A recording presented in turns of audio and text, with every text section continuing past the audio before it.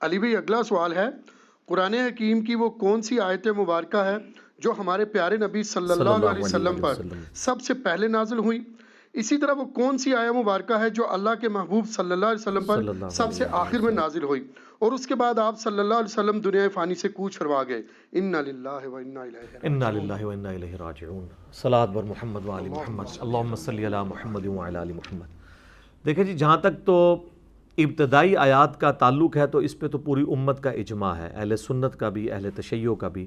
صحیح بخاری اور مسلم کی متفق علیہ حدیث ہے سیدہ ختیجہ کے حوالے سے، جو سیدہ عائشہ سلام اللہ علیہا نے روایت کی ہے کہ نبی الاسلام کی مبارک زندگی کا جب 40واں سال آیا تو آپ کا دل دنیا سے اچاٹ ہو گیا، اور سیدہ ختیجہ آپ کو کھانا باندھ کے دے دیتی تھی، آپ غار ہرا میں عبادت کے لیے چلے جایا کرتے تھے۔ مکے کے بالکل قریب ہے، نظر بھی آتا ہے وہاں سے وہ ہرا کی پہاڑی۔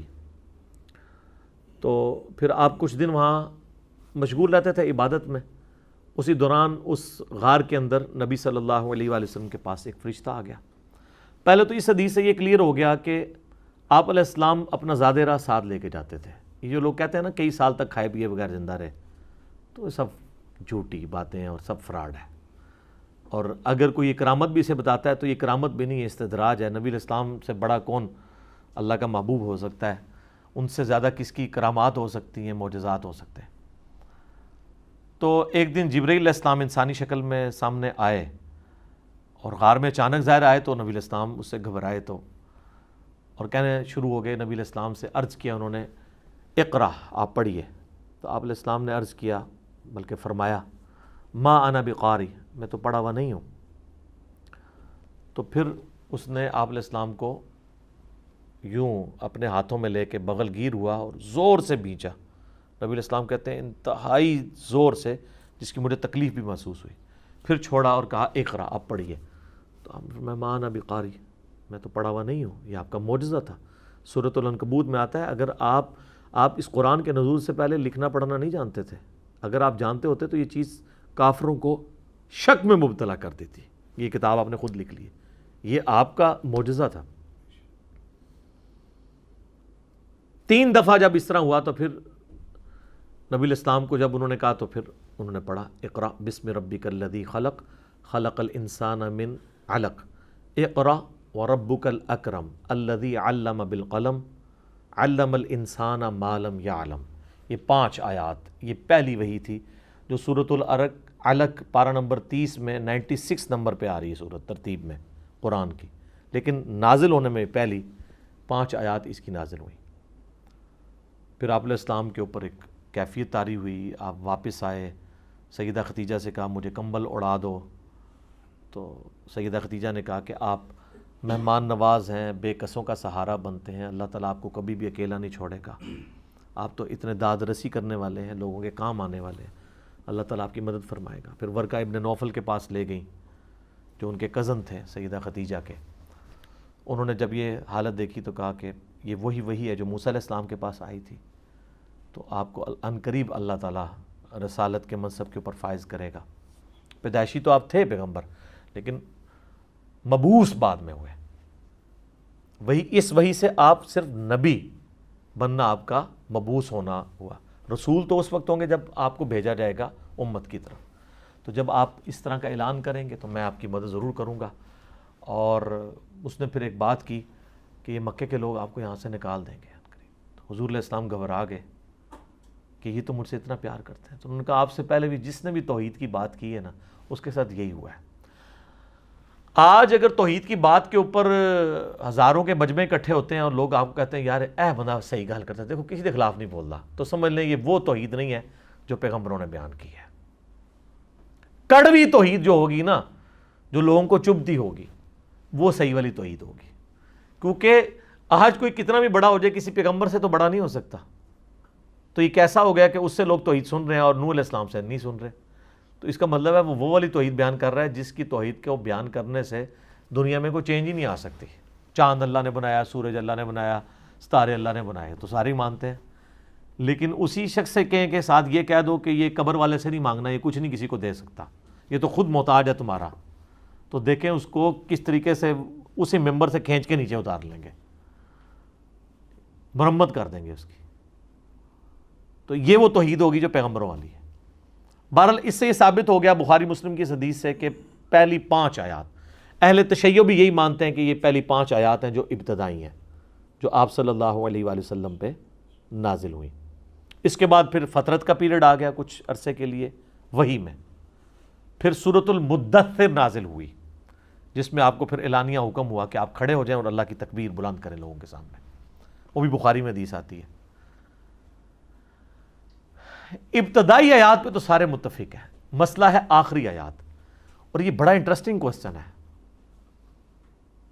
یہ مجھے ای میل میں بھی لوگوں نے بھیجا تھا، آپ لوگوں نے جو سوال کمپائل کر کے دیے اس میں بھی آیا کہ آخری آیات کون سی ہیں اور آخری صورت کون سی ہے. بخاری اور مسلم دونوں میں ایک حدیث ہے متفقن علیہ ہے دونوں کے اندر. سیدنا برا بن عازب کہتے ہیں رضی اللہ تعالیٰ عنہ کہ نبی علیہ السلام پہ جو آخری آیت نازل ہوئی ہے نا، وہ آیت ہے کلالہ کی وراثت سے متعلق، جو سورہ نساء کی آخری آیت ہے، کہ اس کی وراثت کیسے تقسیم ہوگی. یعنی جس کے نہ ماں باپ ہوں، نہ بیوی بچے ہوں، نہ اولاد والا معاملہ نہیں، کلالہ. وہ آخری آیت ہے سورہ نساء کی، یہ آخری آیت ہے جو نازل ہوئی. اور اسی حدیث میں برا بن عازب کے الفاظ ہیں کہ آخری سورت جو نازل ہوئی وہ سورہ التوبہ ہے نبی علیہ السلام کے اوپر. یہ ایک صحابی کا موقف ہے. اب ظاہر ہے کہ یہاں پہ مرفوع حدیث ہمارے پاس کوئی نہیں ہے.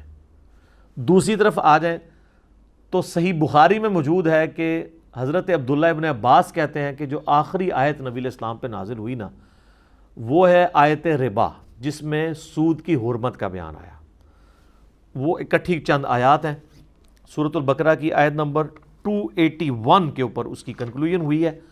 اور امام بخاری نے صحیح بخاری میں ایک چیپٹر کی ہیڈنگ میں بھی ابن عباس کا یہ قول لیا ہے اور پوری سند کے ساتھ بھی لیا ہے. لیکن چیپٹر کی ہیڈنگ میں لے کے نا امام بخاری نے یہ اشارہ دے دیا کہ امام بخاری کا بھی یہی موقف ہے کہ قرآن کی جو آخری آیت ہے نا وہ یہ والی ہے. اچھا، شیعہ کے اندر بھی اسی آیت کے بارے میں ملتا ہے کہ یہ قرآن کی آخری آیت ہے. اکثر کا موقف یہی ہے. اور اسلام کی جو پہلی تفسیر ہے تفسیر تبری، اس میں بھی یہی ملتا ہے کہ قرآن کی آخری آیت جو نازل ہوئی ہے نا، وہ یہ آیت ربا، سود کی حرمت والی، اور یہ جو کٹھی آیات ہیں اس میں جو 281 نمبر آیت ہے، یہ آخری آیت ہے جو نازل ہوئی نبی صلی اللہ علیہ وآلہ وسلم پر. اعوذ باللہ من الشیطان الرجیم، بسم اللہ الرحمن الرحیم. یہ سود کی حرمت والا معاملہ شروع ہوا ہے نا آیت نمبر 274 سے. الذین ینفقون اموالہم باللیل والنہار، یہاں سے ترغیب دلاتے ہوئے پھر اس میں یہ آیات بھی آئی ہیں کہ جو لوگ سود کھاتے ہیں وہ اس طرح قیامت والے دن اٹھائے جائیں گے جیسے شیطان نے مس کر دیا ہو. اللہ اور اس کے رسول کا اعلان جنگ ہے. پھر اس میں جو آخری آیت آیت ربا کے کانٹیکسٹ میں ہے نا، وہ یہ ہے 281. وَاتَّقُوا يَوْمًا تُرْجَعُونَ فِيهِ إِلَى اللَّهِ، ڈر جاؤ اس دن کے معاملے میں جب تم لوٹائے جاؤ گے اپنے رب کی طرف. ثُمَّ تُوَفَّى كُلُّ نَفْسٍ مَا كَسَبَتْ وَهُمْ لَا يُظْلَمُونَ، پھر اس دن ہر جان کو اس کے کیے ہوئے اعمال کا بدلہ دیا جائے گا اور ان پر کوئی ظلم نہیں ہوگا. کتنی سٹرونگ آیات ہے. اس رب کا تقوی اختیار کرو کہ تمہیں مرنے کے بعد جس کی طرف لوٹایا جانا ہے، اور پھر اس دن قیامت کے دن تمہیں پورا پورا بدلہ دیا جائے گا ان اعمال کا جو تم دنیا میں کرتے تھے، اور کسی پہ ظلم نہیں ہوگا. یہ آیت ہے جی قرآن کی آخری آیت جو سورۃ البقرہ میں آیت نمبر 281 ہے. یہ ابن عباس کا موقف ہے اور یہی سٹرونگ لگتا ہے. اور صحیح مسلم میں ہے کہ آخری سورت جو نازل ہوئی ابن عباس کا موقف ہے وہ ہے اذا جاء نصر اللہ والفتح، جس میں بخاری میں آتا ہے نبی علیہ السلام کی وفات کی خبر تھی. تو لیکن اس میں بھی تطبیق بنانی پڑے گی، کیونکہ اس میں تو ہے کہ جب فتح آ جائے، اس کا مطلب ہے کہ فتح مکہ ابھی تک نہیں ہوئی. تو فتح مکہ کے بعد بھی قرآن نازل ہوا ہے، اگرچہ تھوڑا ہوا ہے لیکن ہوا تو ہے، اور یہ تو فتح مکہ سے بھی پہلے کی ہے. تو سورہ التوبہ جو ہے اس میں تو کئی آیات فتح مکہ کے بعد ہی ظاہر نازل ہوئی ہیں، کوئی غزوہ تبوک تو بعد میں تھا.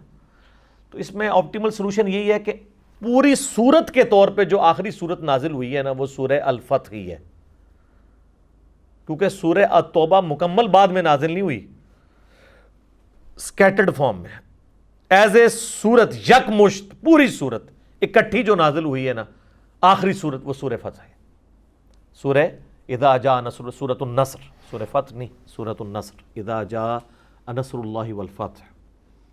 اور باقی جو ٹکڑوں کی فارم میں ہوئی وہ سورہ التوبہ ہے، ظاہر ہے غزوہ تبوک کا اس میں موجود ہے ذکر، اور وہ تو نبی علیہ السلام کا 9 ہجری کا آخری غزوہ ہے۔ اب رہ گی وہ آیت جو اکثر لوگ پیش کرتے ہیں، سورۃ المائدہ کی آیت نمبر 3، الیوم اکملت لکم دینکم واتممت علیکم نعمتی ورضیت لکم الاسلام دینا۔ تو یہ آخری نہیں ہے، اس میں تو صرف یہ بتایا گیا کہ دین مکمل ہوا ہے، یعنی شریعت مکمل ہوئی ہے، باقی تو کئی چیزیں چل رہی تھی نا۔ بخاری مسلم میں حدیث ہے کہ یہ آیت جو ہے وہ نبی علیہ السلام کے آخری حج کے موقع پر نازل ہوئی ہے کہ آج کے دن ہم نے آپ کا دین آپ پہ مکمل کر دیا، تو اس کے بعد بھی آپ 2.5-3 مہینے تو دنیا میں آپ نے گزارے ہیں، ٹھیک ہے۔ تو ان احادیث میں نہیں ملتا یہ آخر میں نازل ہوئی ہے، یہ ضرور ملتا ہے کہ یہودی آ کے کہتا ہے، بخاری مسلم میں الفاظ ہے، امیر المومنین آپ کی کتاب میں ایک آیت ایسی اگر ہم یہودیوں پہ نازل ہوتی تو ہم اسے عید کا دن مناتے۔ تو انہوں نے کہا ہمیں تو خوب معلوم ہے کہ یہ آیت کب نبی علیہ السلام پہ نازل ہوئی تھی، وہ 9 ذی الحجہ ہی کا تو دن تھا، یعنی یوم عرفہ تو پہلے عید کا دن تھا۔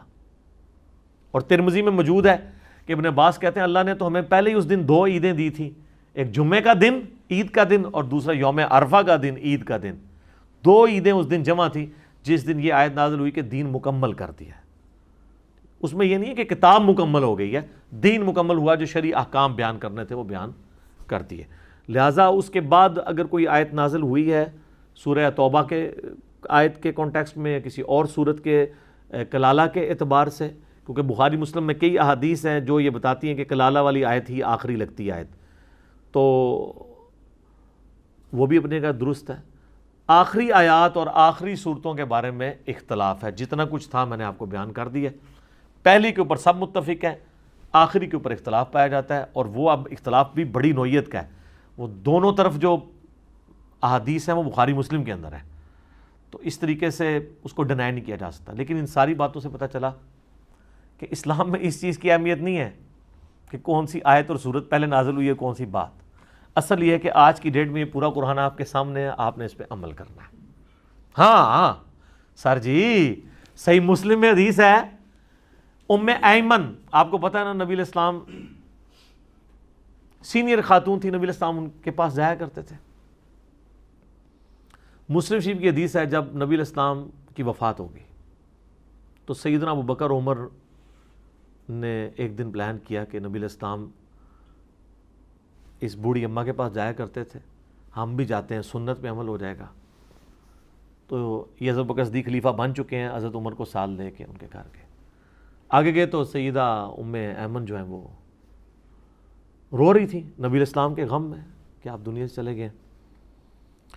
تو سیدنا ابوبکر نے کہا کہ اماں یہ رونے کی کیا بات ہے، اللہ کے نبی کو تو اللہ نے اعلیٰ درجے کی جنت عطا کر دیا، تو آپ تو بہتر مقام میں چلے گئے، تو نبی علیہ السلام کو اللہ نے بہتر مقام دے دیا، تو اس میں اب ہمیں رونے کی ضرورت ہے۔ تو انہوں نے کہا کہ میں روتی اس بات پہ ہوں کہ وحی کا سلسلہ منقطع ہو گیا، اب قیامت تک اللہ تعالیٰ اپنے بندوں کے ساتھ کلام نہیں کرے گا۔ سر یہ بہت بڑا لاس ہوا ہے۔ دیکھیں اب جو کچھ کرنا ہے امت نے اپنے اجتہاد کے ساتھ کرنا ہے، وہ صحیح بھی ہو سکتا ہے، غلط بھی ہو سکتا ہے۔ ہاں کوئی بالکل بہت بڑے لیول کا اجماعی چیز ہو، وہ تو جماعت پہ اللہ کا ہاتھ ہے، وہ تو سورہ النساء کی آیت نمبر 115 کے تحت اجماع امت حجت ہے۔ المستدرک للحاکم میں حدیث ہے 399 نمبر کہ میری امت کبھی گمراہی پر جمع نہیں ہوگی۔ لیکن وہ تو ہے نا جب پوری امت اکٹھی ہوئی ہو، تو آپ کو نظر آ رہا ہے کہ امت کن باتوں کے اوپر اکٹھی ہے؟ دیکھ لیں کئی چیزوں میں اختلاف ہے۔ تو وہی کا جو سلسلہ منقطع ہونے والی بات ہے، اس کی وجہ سے ظاہر ہے امت میں پھر 2 رائے ہیں۔ آپ امیجن کر سکتے ہیں کہ اللہ کے نبی دنیا میں موجود ہوتے تو جنگ جمل، صفین اور نہروان ہوتی؟ رائے تو ایک ہوتی نا۔